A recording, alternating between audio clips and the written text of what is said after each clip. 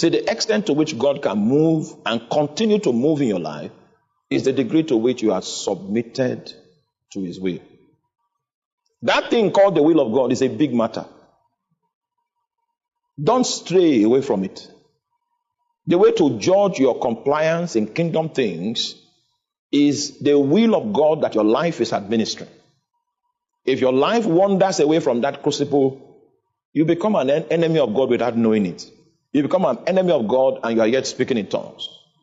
Lucifer was the light bearer, but he fell because his will was occasioned against what? The will of God. May you not desire success much more than to please God. May you not desire it. Because these days, the demarcation is no longer clear. You see pastors boasting about buildings. Building. You talk, okay, let's listen to it. He's talking about a building. Now, go to the New Testament, you'll discover that there was no building project. Now, the question is, was it an omission? The fact that you could build something is not an indication of the fact that there's revival. Meanwhile, we need buildings because we need to be delivered from the elements.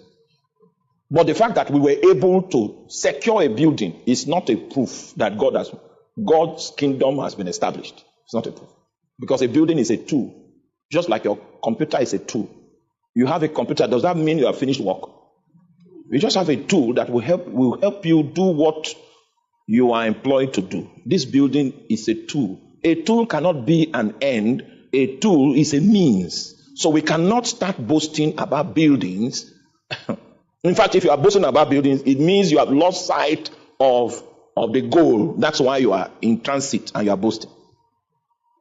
It's very easy for you to veer off, and it is predicated on wrong appetites, and that's why we need to test our hearts again and again to see if we are still in line. Especially when we begin to become prominent, we start becoming financially buoyant, and you can do so many things without having to pray. You are on a slippery ground. Yes, because you can fight God conveniently. You have ability, you have resources.